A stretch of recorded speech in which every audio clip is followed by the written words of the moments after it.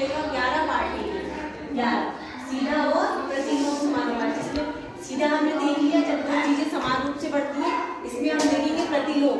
प्रतिलोम का मतलब होता है कि अगर एक चीज बढ़ती है तो दूसरी चीज कम होती है। वो कैसे आगे हम पढ़ेंगे। सबसे पहले हम ये जानेंगे प्रतिलोम को हम किन किन नामों में जानते हैं। प्रतिलोम को हम इनडायरेक्ट प्रोपोर्शन, प्रतिलोम अप्रत्यक्ष व्युत्क्रमानुपाती भी कहते हैं। और उसको इस तरीके से हम लिखते हैं x1/x2 = y2/y1। अगर ये बढ़ रहा है तो ये कम हो रहा है, ये बढ़ रहा है तो ये कम हो रहा है।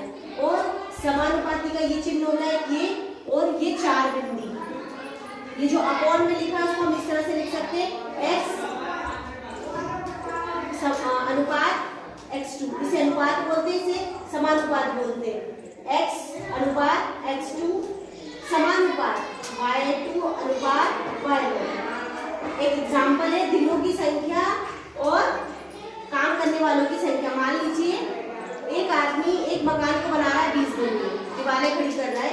एक आदमी 20 दिनों में कर रहा है, एक आदमी 20 दिनों में। अगर यहाँ पे हमने 20 आदमी ले लिए तो मकान हमारा 2 दिन में बन जाएगा, या फिर मान लीजिए 1 ही दिन में बन जाएगा।